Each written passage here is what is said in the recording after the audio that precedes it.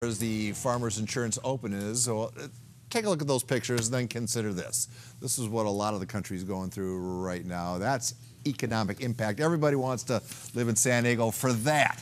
Lots of birds, lots of fillies, lots of souvenir hunters, lots of cameras as Tiger Woods does what Peter Ripple was hoping he was going to do, make the cut for the first time since 2015. Phil Mickelson had his typical up and down round. Highlights like the eagle at 18, and then lowlights like the chip at 12. He still makes it in at 6 under par, 5 strokes off the lead. Everybody chasing this guy. Ryan Palmer starts the day one swing behind Tony Finau, but blisters the north side for the tune of a 67. He goes into the weekend atop the leaderboard at -11. Here's what that front page looks like. Michael Kim is low San Diegan. 2 other golfers are at -7. Tiger Woods is 10 strokes off the pace, but we'll get to see him play 36 more holes. Brandon Stone was at the tournament all day long and has this to say.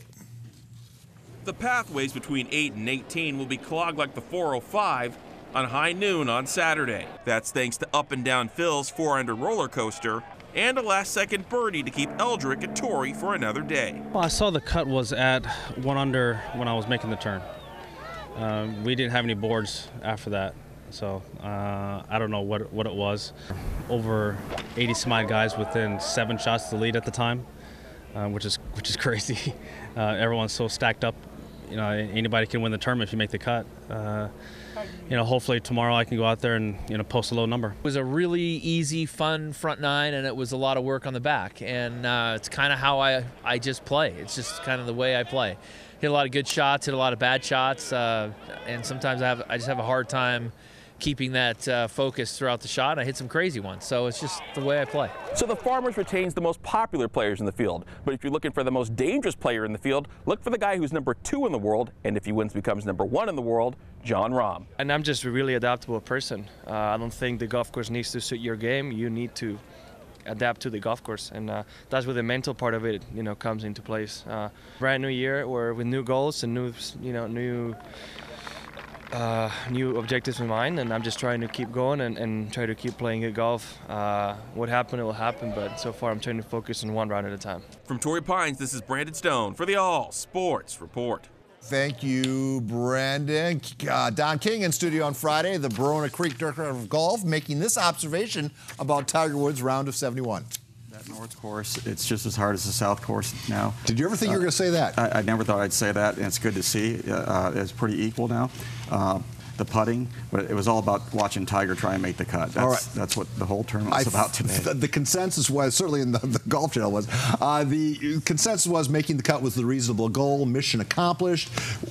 Still spraying the ball, but scrambling quite well. Spraying the ball, yeah, that's putting it mildly. He had hit 3 fairways all day today, but you know what? He was tenacious out there. He grinded. You know, it used to be, that was his probably B game. His B game used to win. Now it's just an average tour player.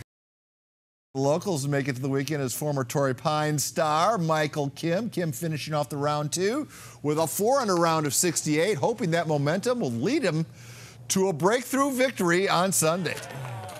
The eagle on 6, was that like the highlight of your day today?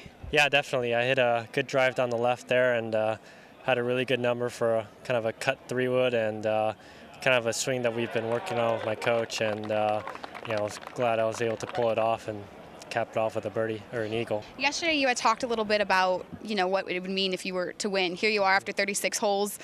How are you feeling? Is he more like reality to you? Yeah. You know, I played well a couple years ago here before, you know, kind of the hurricane came through. You know, glad to be in this position and looking forward to the next 2 days. Plenty of great golfers in contention this weekend, but only few have a major title under their belt, like that guy right there. Justin Rose was one of them. The 2013 U.S. Open winner could use a signature West Coast title to his resume. So you've played both the north and the south side. Which side tested your patience, maybe even your playing?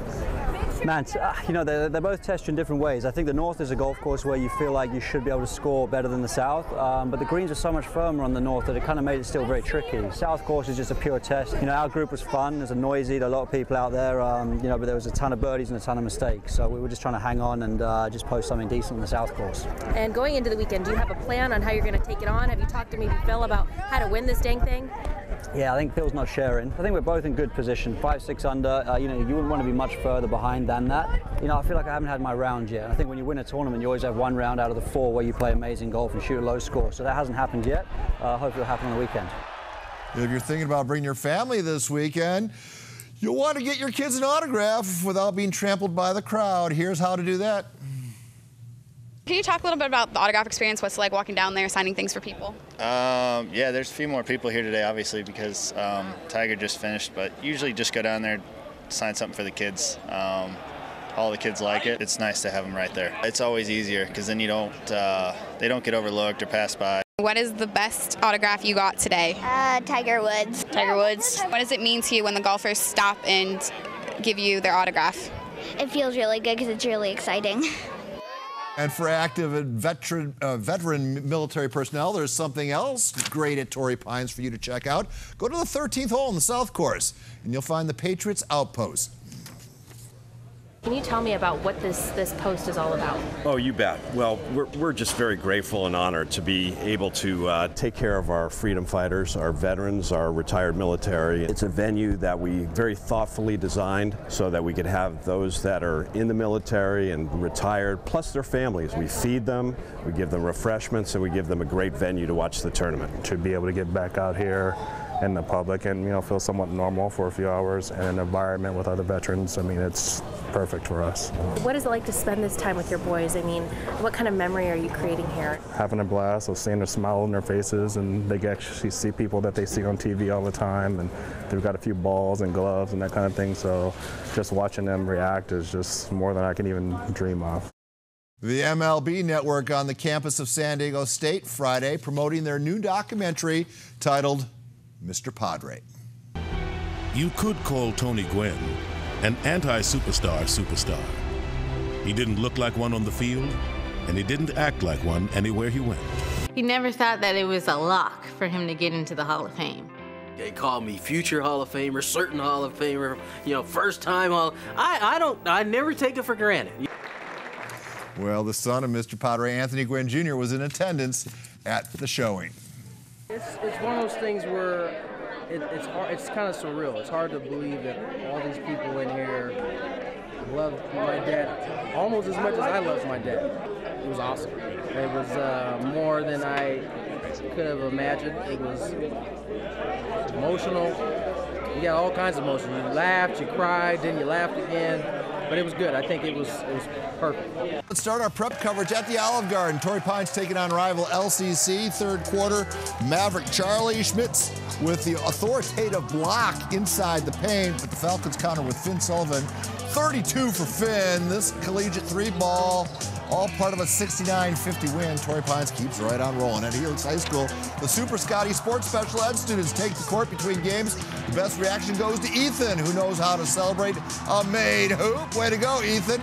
The Helix girls trail West Hills by 1 with less than 10 seconds to play. Mariah Howard rebounds the missed shot, puts it back as the buzzer sounds. The final 40-39. Helix on top. They move into a tie with the Wolfpack atop the Grossmont Hills League. San Dieguito Academy visiting Crest Academy in an Avocado West game. First quarter to the Mustangs. Addison Warbelow drains the three ball from the top of the key. Raven sophomore Elaine Wang slips between two defenders, puts it home. The final 59-44. Canyon Crest wins it. To the soccer pitch we go. Hoover, where the Cardinals host La Jolla. 28th minute. That's Brandon Rosales. Takes a shot that hits the post. Teammate Miguel Velasquez is there to clean it up for a 1-0 Cardinals lead. Just before halftime, Hoover's Brandon Martinez makes the perfect cross to Sebastian Aguilar, who scores. The Cardinals go on to win at the final 2-1. They move into a first-place tie in the Eastern League.